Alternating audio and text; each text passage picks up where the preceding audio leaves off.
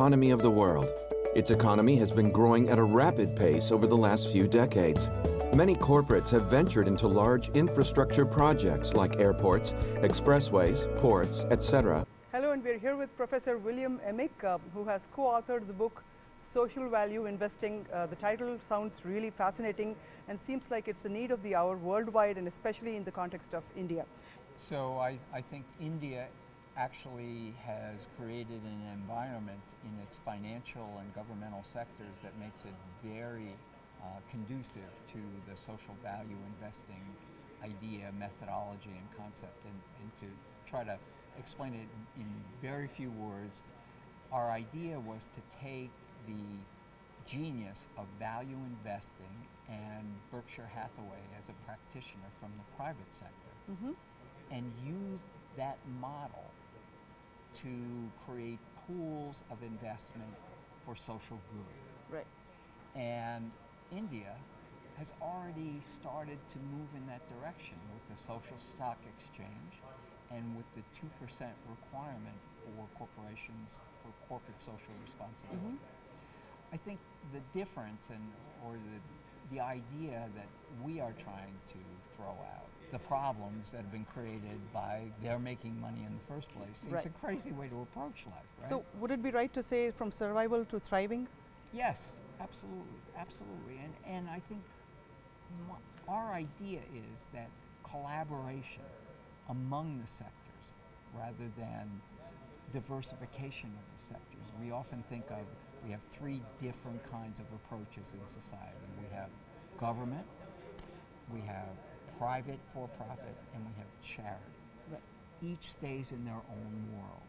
And we really believe by creating a Venn diagram where they work together, So not it's all the time and not on everything, but Oh. on pressing social issues. So it's a win-win-win, since you mentioned three for all. Exactly. So what kind of social challenges are we talking about here? I think the key ones of our day are really best addressed by this approach. Climate change, healthcare for all, education for all, affordable housing for all. These are issues that seem to resonate with inequality. Right. These are issues that seem to resonate with everyone around the world. To some degree, they seem to be a problem everywhere in the world. And everywhere in the world, our approaches to address this seem to be inadequate. Right. When government tries to do it by itself, there's just not enough money, not enough expertise. The private sector is not committed enough on its own to do it, nor does it have the scope. The philanthropic sector is wonderful, and they are doing good work in these fields. The titans of Gates and Buffett and all the wealthy people in the world, and put it in a basket, it doesn't even add up to 1 year of the US budget. So even though it's big numbers, it's very small. So we're never going to address these problems unless we bring the resources of all three sectors together. So ideally in this triangle, who should be initiating this process, or should there be a fourth person coming in, bringing these forces together? Well, I think it can get initiated from any one of the three. I mean, government is the one that we think of most logically. But part of the problem with government is it takes it a long time. There's a lot of contention, and then government tends to be a micromanager, right? They want to do everything themselves. I think a great illustration from my perspective in India is the Aadhaar system. Envisioned by government, thought up by government. Government was going to do it itself, and for a decade or more kind of had some success, but was trudging along. Prime Minister Modi came in. He was never a big fan, but once he got in, he recognized the potential value here. Went to the private sector, said, we're never going to get this done. We're never going to be able to manage this and make it work without a partnership. And within 3 or 4 years, the system is the envy of the world. And many, many people are poor. So that if we could unleash the private sector, create equal opportunity. I really believe it's key. the platform mechanism has proven itself, whether it's social media or Amazon. We have a potentially global market, right? We have huge numbers of people who want the same kinds of things. Co-authored by Professor William Eimicke, who we are really honored to have among us today. Let me introduce the panelists this afternoon. So we will have a panel discussion on social value investing and its relevance in a country like India. And followed by that, we will have a book launch, and we will also have the session open for questions if any of you would like to ask. Request Mr. Satyanarayana to say a few words, and then we will hand it over to the panel.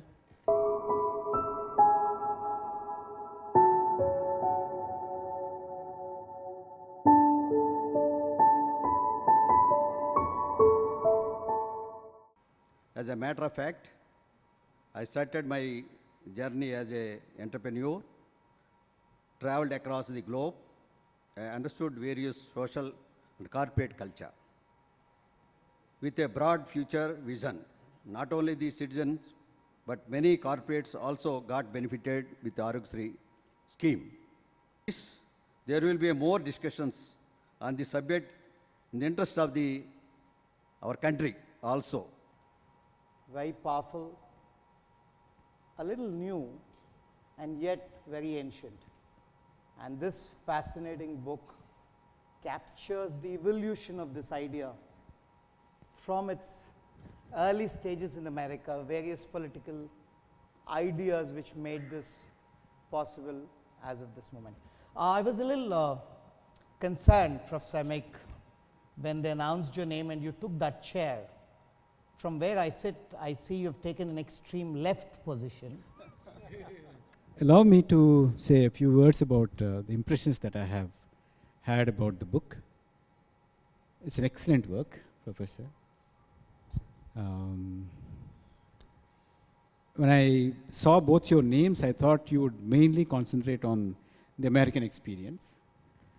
But contrary to my expectations, you have looked at many cases across the world, and very insightful. The entire 5 stages of how do we handhold, and Indian case studies, they have dealt with one, but they could have dealt with many. In fact, a huge full volume about Indian experience, I think it merits their attention and anybody's attention. So with this kind of a background in India, I think this framework, I think, is going to be extremely helpful. I don't think there's any sector or any aspect of policy that's necessarily exempt from the approach. I think the motivation for the approach is when existing systems, public, private, social, are not able to do it. So I think it's these cross-sector partnerships are complicated, they take time, they're not easy. So I think they should be motivated by need. What the mayor in this particular case said, well, garbage collection, the government could do that, a for-profit could do that, a non-profit. So we know what the goal is, we know how to measure it. Let's just put it out for bid and let the government bid too. And let's see who comes up with the best deal with the same measurement. And I think as a professor, I love that. This is great. This is a good idea and can take the politics out of the decision. The process is time-consuming and expensive. So if you think about if we took every service that's in the government and competed it out over time, it would take a very long time. It would cost a lot of money. So I think it's more of an Einstein thought experiment. Promises the next time you do an event, it will have better gender diversity and representation. So let's do the book launch. We'll release the book and then go back to the last 2 questions. క్లుప్తంగా చెప్పాలంటే ఆ పాటలో రాసినట్టు కడుపు నింపని కళలెందుకు తనకు మాలిన ధర్మం ఎందుకు అన్నట్టుగా ఎక్కడైతే సేవా తత్పరత ఉంటుందో దానికి ప్రాఫిట్ అంటే వ్యాపారవేత్తలకి అలాగే ప్రభుత్వాలకి సేవ చేసే వాళ్ళందరికీ కూడా అనుసంధానం, సమన్వయం, సయోధ్య గనక కుదిరితే అది నిజంగానే మానవాళి సమాజంగా ఎదగడానికి ఎంతో తోడ్పడుతుందనే అంశంపై వాళ్ళ దృష్టి పెడుతూ సాగిన చర్చ ఇది. In spite of our best efforts and intentions, silos still exist between the public sector, private sector, and the NGOs. It's very challenging, but there is an example in the book from Brazil.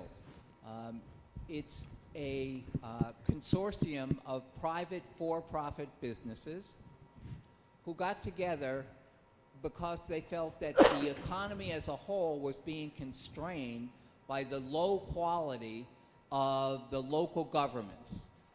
Then come together, spend a nice afternoon talking to each other. I believe it makes the greatest change of them all. I believe all revolutions begin in the minds of people, not the streets. I think Ellen has invested. You all have come together and added the social context, and Prof. Eimicke, it's a privilege. With your knowledge, with your research, with your book, you have brought the value, social value investing. Thank you, ladies and gentlemen.